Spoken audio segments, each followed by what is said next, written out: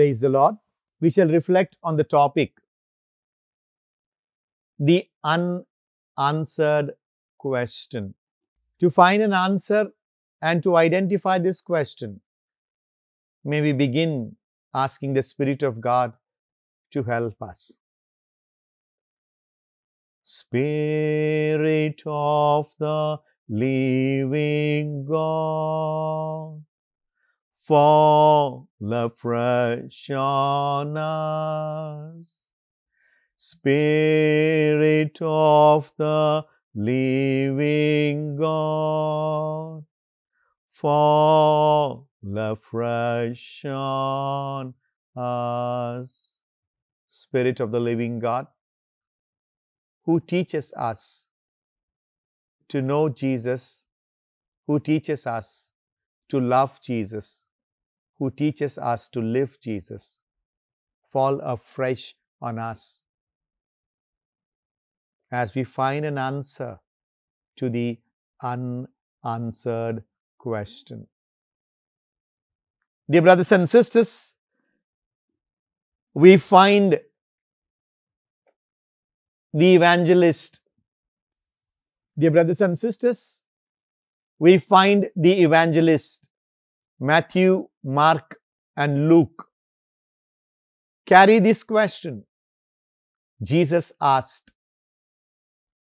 In the Gospel of Matthew, we have in chapter 16, verse 26, the Gospel of Mark, chapter 8, verse 36.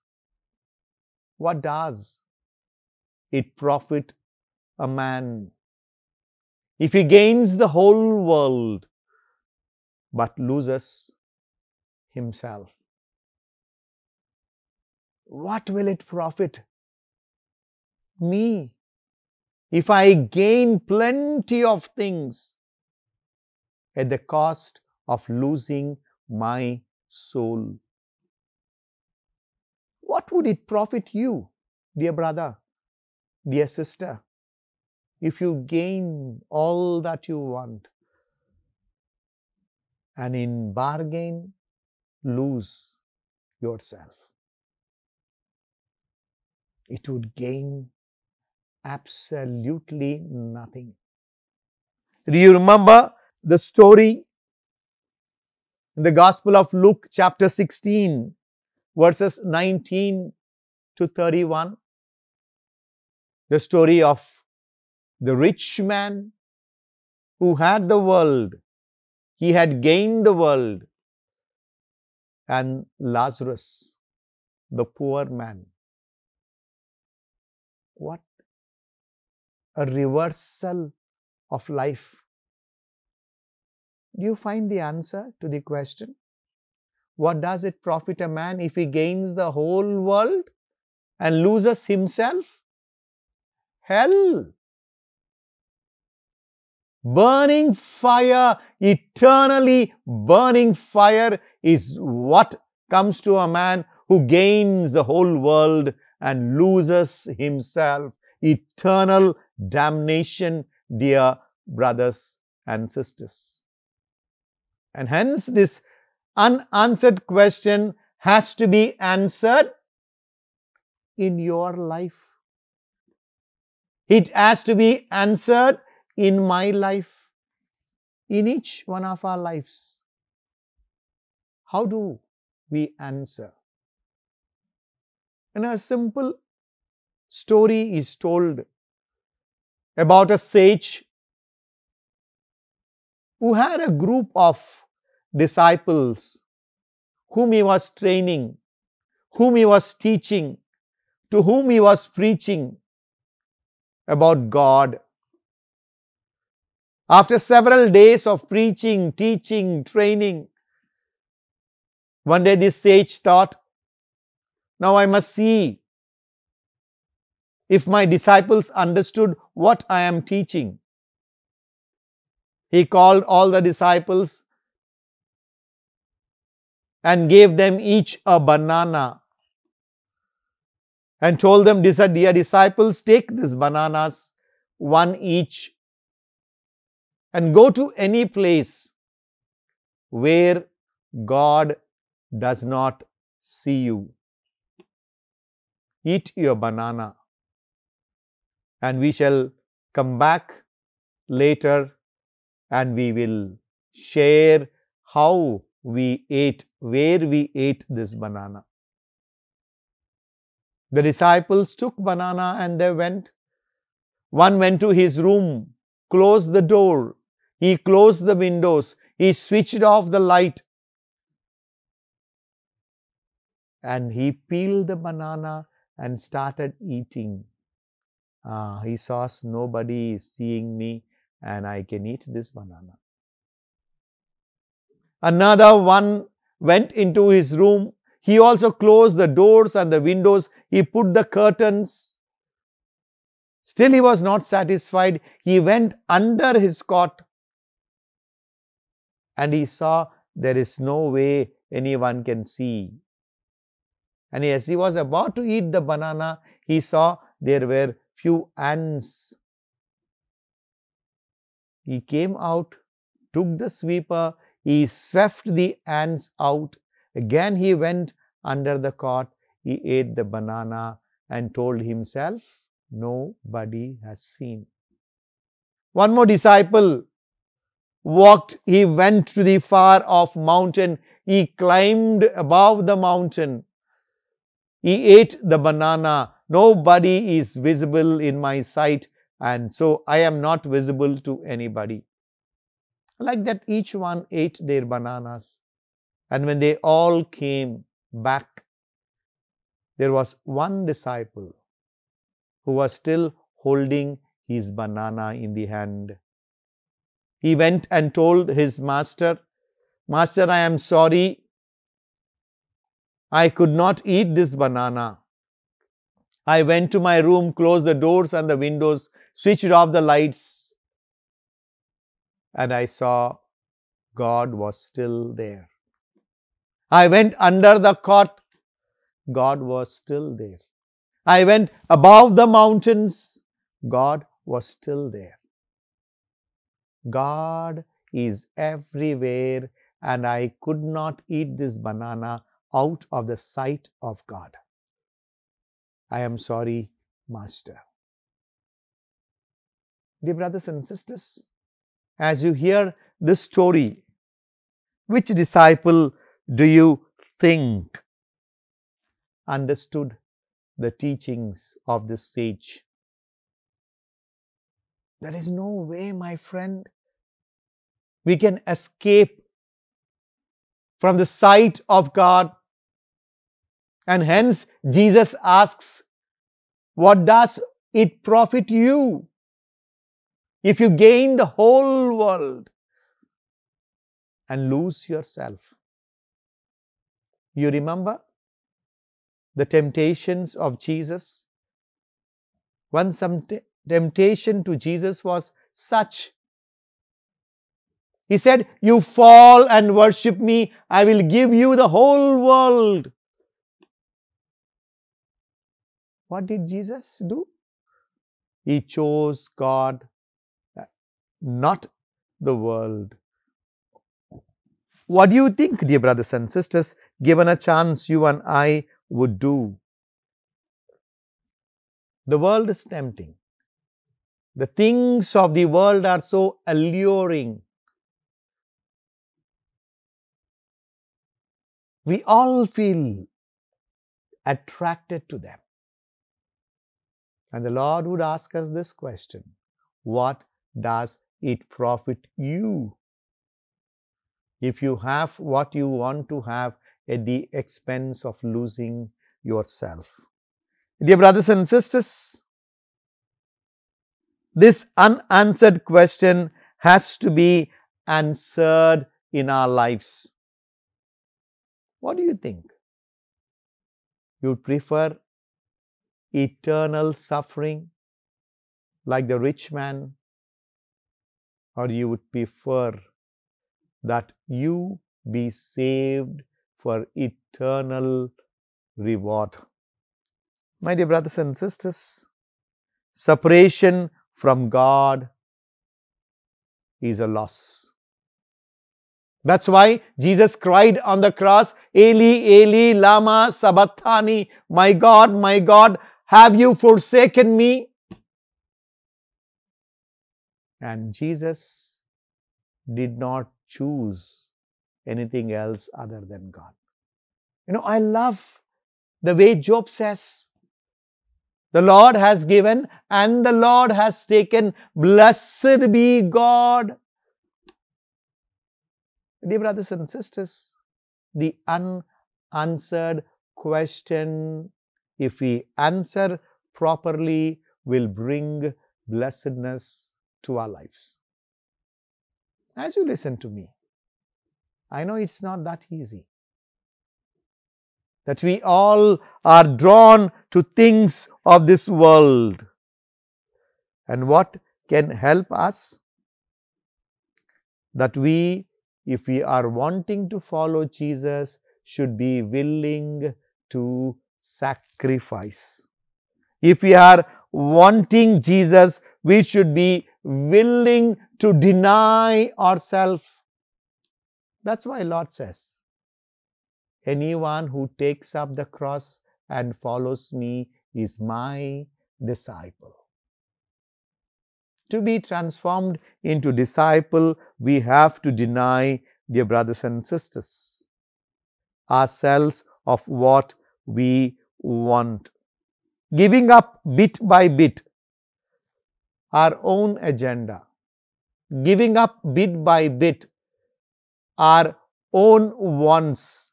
Giving up bit by bit to the submission of the will of God and not my will help us to overcome the temporary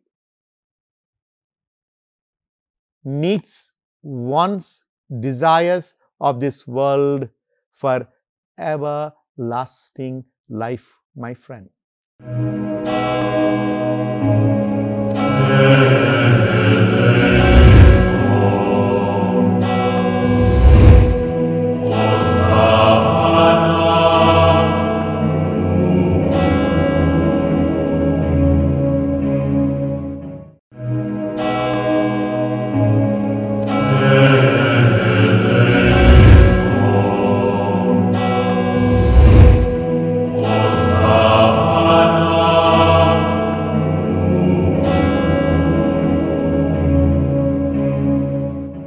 వీరందరూ చేసేది అజ్ఞానంతో చేసింది.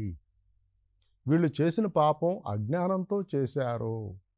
అందువలనే క్రీస్తు ప్రభువు తండ్రికి ప్రార్థించాడు, దేవా, వీళ్ళు చేస్తున్నదేదో వీళ్ళకే తెలియదు, దయచేసి వీరిని క్షమించండి. ఏమి చేయుచున్నారో వీళ్ళు ఎరుగురు, తండ్రి కరుణించి వీరిని క్షమించండి అని వారి కోసం ప్రార్థించాడు. ఎంత గొప్ప మనసు ఉంటే ఈ రకమైనటువంటి ప్రార్థన అటువంటి క్లిష్టతరమైనటువంటి కష్టతరమైనటువంటి పరిస్థితుల్లో యేసయ్య నోటి నుంచి వచ్చింది మనం ఆలోచించుకోవాలి. అదే క్రైస్తవత్వంలోని ధీరత్వం, అదే క్రైస్తవత్వంలోని గొప్పతనం, అదే క్రైస్తవత్వంలోని ఔన్నత్యం. ప్రియ సహోదరి సహోదరులారా, క్రీస్తు ప్రభువు దేనితో పోల్చుకోవంటే, ప్రభువుని ఒక గొడ్డలి ఒక గంధం చెట్టును నరుకుతుంటే ఆ గంధం చెట్టు అంట తన సుగంధాన్ని ఆ గొడ్డలికి కూడా ఆపాదించిందంట. తన వాసనను ఆ గొడ్డలకు కూడా తగిలేలా చేసింది. ఒక చల్లని వెన్నెల అందరి మీద వెన్నెలను కురిపించినట్లు ఆ సిలువదారిలో కూడా ఆ జాబిల్లిలాగా యేసువు వెన్నెల కురిపించాడు. క్షమా వెన్నెలను అందరిపై కురిపించాడు. ప్రియ సహోదరి సహోదరులారా, ఈనాడు తెలిసి తెలియక చేసినటువంటి వారి పాపాలను క్రీస్తు ప్రభు క్షమించాడు. కానీ తెలిసి చేసిన పాపాలు కొన్ని ఉంటాయి, అవి మనం చేస్తూ ఉన్నాము. తెలిసి చేసిన పాపాలను మనం తెలిసిన చేసిన పాపాలను ఏడ్చి పోగొట్టుకోవాలంటారు. వాటిని గురించి మనం క్షమాపణ పొందకపోతే, వాటిని గురించి పశ్చాత్తాపడకపోతే ప్రభు దగ్గరికి చేరలేమని ఈరోజు మనం జ్ఞాపకం చేసుకోవాలి. క్రీస్తు ప్రభు చూపించినటువంటి ఆ క్షమాగుణము సాధ్యమవుతుందా? మనం అనుకోవచ్చు క్రీస్తు ప్రభు దైవ కుమారుడండి, ఆయనకి ఏదైనా సాధ్యమే, ఎటువంటి విషయమైనా కానీ ఆయన చేయగలడు. మనం మానవ మాత్రులం, మనం చేయగలమా? అంతటి పెద్ద మనస్సు మనకేమీ లేదు అని కొంతమంది అనుకుంటూ ఉంటారు. కానీ చరిత్రను పరిశీలించి చూస్తే అటువంటి క్షమాగుణం సాధ్యమేనని క్రీస్తు ప్రభువును అనుసరించినటువంటి ఎంతో గొప్ప పునీతుల దగ్గర నుంచి, సామాన్య క్రైస్తవుల నుంచి, ఇప్పుడు మన మధ్య జీవిస్తున్నటువంటి సామాన్య పౌరుల దాకా మంచి సాక్ష్యాలతో వస్తారు. ప్రియ సహోదరి సహోదరులారా, క్రీస్తు ప్రభువు చనిపోయిన తర్వాత క్రైస్తవ మతం ప్రజ్వరిల్లుతున్నప్పుడు, పరిడవిల్లుతున్నప్పుడు నూతన క్రైస్తవ సంఘం అన్ని అడ్డు గోడలను తట్టుకొని, అన్ని యొక్క వ్యతిరేక కార్యకలాపాలను, హింసలను తట్టుకొని అది పెరుగుతున్నటువంటి సమయంలో స్టీఫెను అనేటువంటి ఒక డీకను ఉన్నాడు. ఆ స్టీఫెన్ అనేటువంటి డీకను ఆత్మచేత పూరితుడై క్రీస్తు ప్రభు యొక్క రక్షణను గురించి, ఆయనే ఇశ్రాయేలు ప్రజలు ఎదురు చూస్తున్నటువంటి మెస్సయ్య అనేటువంటి విషయాన్ని గొంతెత్తి ధైర్యంగా చెబుతూ ఉండగా యూదులు దాన్ని విని సహించలేకపోయారు. అది దైవదూషణ కింద లెక్కవేశారు. దైవదూషణ చేసిన వారికి మరణశిక్ష తథ్యము, రాళ్లతో కొట్టి చంపాలి. ఆ విధంగా వాళ్ళు వస్త్రాలు చింపుకొని స్టీఫెన్ను రాళ్లతో కొట్టి చంపారు అని మనం చూస్తున్నాం. స్టీఫెన్ను రాళ్లతో కొట్టి చంపినప్పుడు అక్కడ దానికి సాక్షిగా ఎవరున్నారు? ప్రపంచంలోనే అతి గొప్ప ప్రేక్షితుడైనటువంటి పౌలు అనబడేటటువంటి వ్యక్తి సౌలుగా ఉన్నప్పుడు, క్రైస్తవత్వానికి వ్యతిరేకంగా పనిచేస్తున్నప్పుడు ఆ సౌలు అనేటువంటి వ్యక్తి ఆయన అక్కడ స్టీఫెన్ యొక్క మరణానికి సాక్ష్యంగా ఉన్నాడని మనం చూసుకుంటున్నాం. అప్పుడు జరిగింది ఒక అద్భుతం. తనను పై రాళ్ళు వేస్తున్న వారిని, తనను హింసిస్తున్న వారిని, తను చంపిన వారిని, చంపబోతున్న వారిని చూసి స్టీఫెన్ కూడా అదే ప్రార్థన చేశాడు. ఆ కల్వరిలో ప్రభువు చేసినటువంటి ప్రార్థన ఏమనగా, దేవా వీళ్ళేం చేస్తున్నారో వీళ్ళకి తెలియదు, వీరిని క్షమించు. అంటే కేవలం దైవకుమారుడని యేసయ్యకు మాత్రమే కాదు, ఆ యేసయ్యను అనుభవంలోకి తెచ్చుకొని ఆయనను మనసా వాచా కర్మణా ప్రేమిస్తూ ఆయన ఆజ్ఞలను, ఆయన బోధలను, ఆయన చిత్తాన్ని అనుసరించే ప్రతి భక్తుడికి కూడా ఇది సుసాధ్యమే అని స్టీఫెన్ గారు ఒక మంచి సాక్ష్యంగా, ఒక మంచి ఆరణ జ్యోతిగా, ఒక మంచి ప్రతీకగా మనకు ఈనాడు నిలుస్తున్నాడు. ప్రియ సహోదరి సహోదరులారా, సరే స్టీఫెన్ గారంటే 2000 సంవత్సరాల క్రితం ఆయన పుట్టాడు, చనిపోయాడు. మరి తర్వాత ఏమైంది? తర్వాత పునీతులు కూడా ఎంతోమంది హతసాక్షులుగా ఉన్నారు. వారందరూ కూడా తమ శత్రువుల కోసం ప్రార్థించారు అని మనం చదువుకుంటున్నాం చారిత్రక ఆధారాలను బట్టి. సరే, పాత విషయాలు పాతవి. ప్రస్తుత కాలంలో అలాంటి సంఘటనలు ఏమైనా జరుగుతున్నాయా అంటే జరుగుతున్నాయి. మరే గోరెట్టి, పునీత మరే గోరెట్టి ఒక పేదరాలైనటువంటి కన్య, మన 20వ శతాబ్దంలోనే జీవించినటువంటి కన్య. ఆవిడ తన పవిత్రతను, పరిశుద్ధతను కాపాడుకున్నటకు తనను శోధించడానికి వచ్చిన అలెక్స్ అనేటువంటి ఒక పొరుగింటి అబ్బాయిని తీవ్రంగా ప్రతిఘటించింది, వ్యతిరేకించింది. పాపానికి పురుకొల్పుతుండగా తను తీవ్రంగా ప్రతిఘటించి వ్యతిరేకించింది. అప్పుడు ఆ దుర్మార్గుడు కోపోద్రిక్తుడై ఒక కత్తితో మరే గోరెట్టిని పొడిచి చంపాడు. చంపినప్పుడు మరే గోరెట్టి కూడా ఆయన్ను క్షమించింది. నువ్వు మంచివాడిగా మారాలని నేను దేవుణ్ణి ప్రార్థిస్తున్నానని ప్రార్థించి చనిపోయింది. తర్వాత పునీత మరే గోరెట్టి పునీతురాలుగా పట్టం కట్టేటప్పుడు ఆవిడను హత్య చేసినటువంటి ప్రబుద్ధుడు అలెక్స్ అనేటువంటి ప్రబుద్ధుడు కూడా ఆ జనాల్లో ఉండి ప్రార్థిస్తూ ఉన్నాడు. తర్వాత మంచివాడిగా మారాడని మనం చూస్తూ ఉన్నాం. దీన్ని బట్టి చూస్తుంటే ప్రతి పునీతుడికి కూడా ఒక చరిత్ర ఉంది, ప్రతి పాపికి కూడా ఒక భవిష్యత్తు ఉంది. అందువలన ఎవరిని కూడా మనం తక్కువగా అంచనా వేయకూడదు, ఎవరిని మనం అకారణంగా దూషించకూడదు. ఇప్పుడు మనం పాపులుగా చూస్తున్నటువంటి నేరస్తులుగా చూస్తున్నటువంటి వారు పునీతులుగా అవ్వచ్చేమో. అలాగనే ప్రస్తుతం పునీతులుగా చలామణి అవుతున్నటువంటి గొప్పవారు వాళ్ళ పాత జీవితాన్ని చూసుకుంటే వాళ్ళు ఎంతో దుర్గంధ భూయిష్టమైనటువంటి జీవితాన్ని జీవించిన వారై ఉండొచ్చు. అంతా దైవచిత్రం, ఆత్మ ప్రేరణ కలిగినప్పుడు వారు వీరవుతారు, వీరు వారవుతారు. ప్రియ సహోదరి సహోదరులారా, అంటే శుద్ధాత్మ ప్రేరణ కలిగినప్పుడు చెడ్డవాళ్ళు మంచివాళ్ళు అవుతారు. దురాత్మ ప్రేరణకు లోనైన వారు మంచివాళ్ళు కూడా చెడ్డవారయ్యే అవకాశం కూడా ఉంది. ఈ విషయాన్ని మనం తర్వాత వచనాల్లో చక్కగా తెలుసుకోవచ్చు. సరే, మరియ గోరెట్టి అంటే 20వ శతాబ్దానికి చెందినటువంటి స్త్రీ. మనం 21వ శతాబ్దంలో ఉన్నాము. ఈ కాలంలో జీవించిన వారికి ఏమన్నా సాధ్యమేనా అంటే బోల్డన్ని సంఘటనలు మనం చెప్పుకోవచ్చు. ప్రియ సహోదరులారా,